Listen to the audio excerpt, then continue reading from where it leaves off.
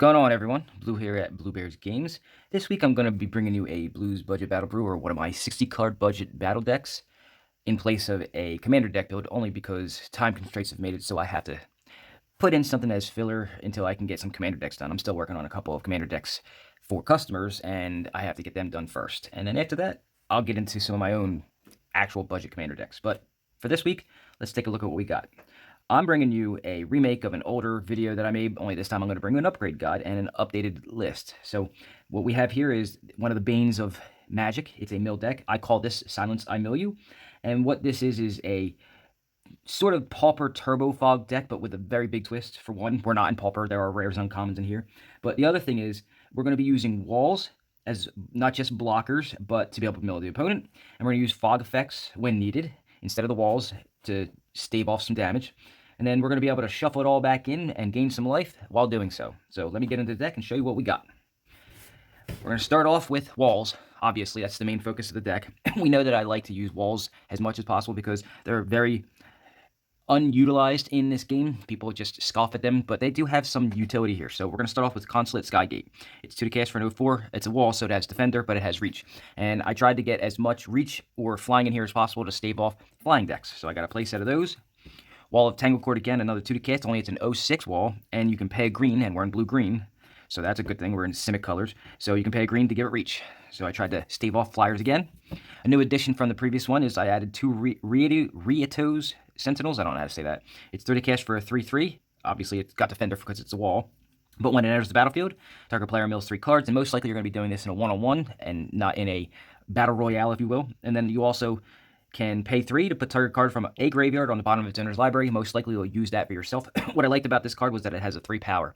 So I have something in here that I'll show you in a little bit that can recycle these back into your deck, or if you have multiples, which I do, you can recycle themselves back in, and that's the reason why I like these, because they can actually kill things rather than just the 0 power walls.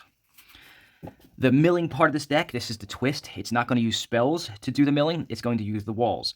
Doorkeeper is the card that I've chosen many times before. I have a bunch of these that I gathered up so that I can make this deck multiple times, and I have actually sold this deck multiple times.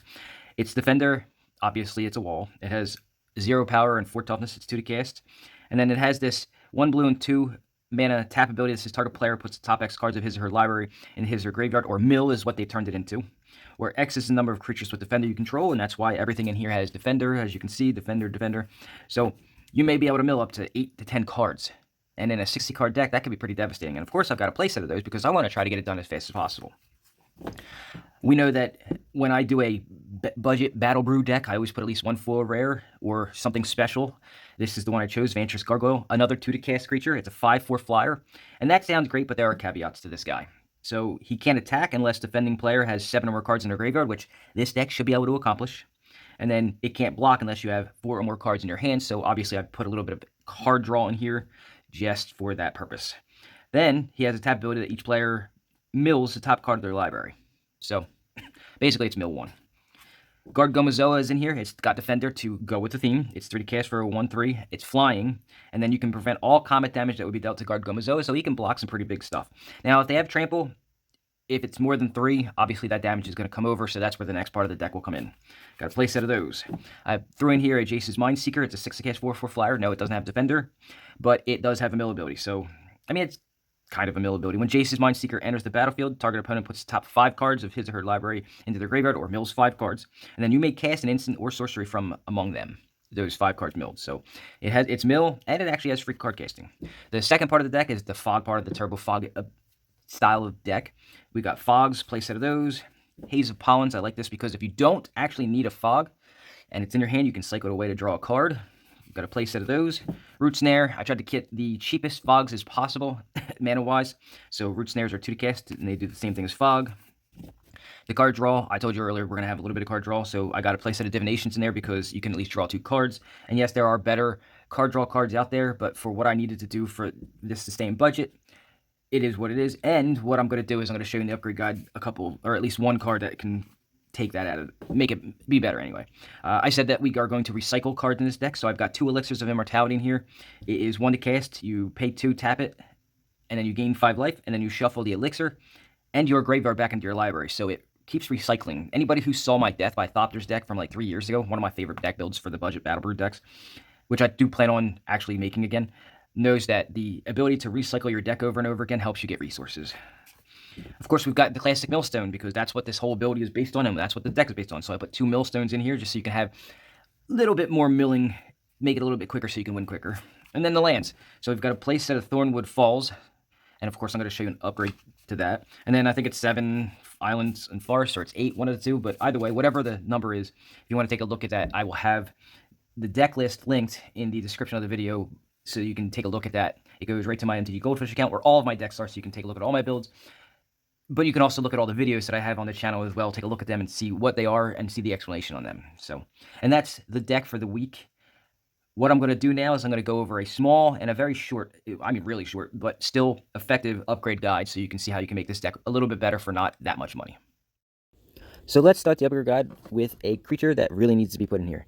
You can take out Guard Gomazoas and replace them with Coral Colony. It was something that was just printed recently. And the walls that you have in here should be enough to help you survive, and the colonies should help make the mill part of the deck go a little quicker and help you get the win faster. On the spell side, we're going to look at card draw first. Obviously, divination is not that great, but let's replace that with something like a brainstorm. And it's 3-card draw. I'm sure you put 2 cards back in, but you'll get the best cards that you need. There's some better fog effects that you can use. So you can put in Constant Mists in place of a Root Snare. It has buyback, and with the elixir being able to shuffle things back in, should lessen the blow of losing your lands. Another one you can use is Tangle in place of Haze of Pollen. It locks down attackers for a turn, buying you some time to mill more cards. For mill spells, if you want to add them, you can take out some fog effects if you need to, and put in things like Fractured Sanity and Maddening Cacophony. And again, you can use those spells in place of fog effects. It should make it a little more efficient too as far as the milling goes.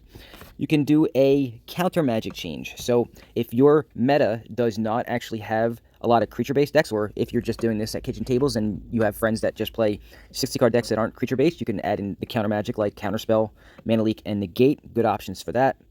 And then the land section. So the lands that I put in here are budget-based, and usually lands are the ones that cost the most. So if you have them, or if you want to do a deck like this and make it a little more efficient, you can have stuff that doesn't come into play tapped conditionally. Obviously, you're not going to put a tropical island in here, but you can do a shock land like Breeding Pool or a check land like Hinterland Harbor. But the cool thing about recently is that Crimson Veil just gave us Dreamroot Cascade for a budget dual land that can come to play untapped. So some options you can do as far as upgrading this deck and make it shine a little bit more. Hopefully this short little video will buy me enough time to get through all the custom build decks that were requested, and then I can get back into my own precon commander builds that you all know and love. If you have any comments, questions, or concerns, or just want to talk about the deck or any of the other decks and videos that I create, you can go ahead and contact me at bluebearsgames.online on Facebook. You can email me at bluebearsgames@gmail.com, and I'll get back to you when I have an opportunity. Or you can leave a comment in the section below, and I'll get back to you in that way. And then if you want to talk further after that, you can go ahead and contact me one of the other 2 ways. On top of that, if you're looking to help support the channel, there are a couple ways you can do so. The first way is actually just out of generosity. You can go ahead and do some donations to me. And the way you can do that is through PayPal at paypal.me/BlueBearsGames, at Venmo at BlueBearsGames, or through Cash App at $BlueBearsGames. The second way that you could help support the channel, this one actually gets you something for your money. You can go ahead and take a look at all the decks that I've made, and you can make a purchase of 1 or 2 or maybe even 5. I have 60-card decks available for sale, and I also have commander decks available for sale. So if you're looking at them, you can go ahead and take a look at any of my stuff on the Facebook page or through the Facebook Marketplace. They're all available there. You can see the logo that you need to look for, and all those are available for purchase. You can contact me at any time, and we'll go ahead and talk about how you can acquire one of those. And the last option is the freest of the 3 options. You can do me the favor of subscribing to the channel if you haven't done so already. That way, when I get to my 1,000 subscribers and 4,000 watch hours, somebody else will be paying for the bill. You can also like the video. Apparently, the analytics show that the more people who like your video, the more viewed it gets. So that would help me as well. Or you can share it out on your social medias, whatever one you have, and other people will eventually start subscribing and watching more videos. So all 3 options are great and will help support the channel. That is my time for the week. I want to thank you for watching. Please join me again next week for another deck build video, and I will see you all then. Have a good week.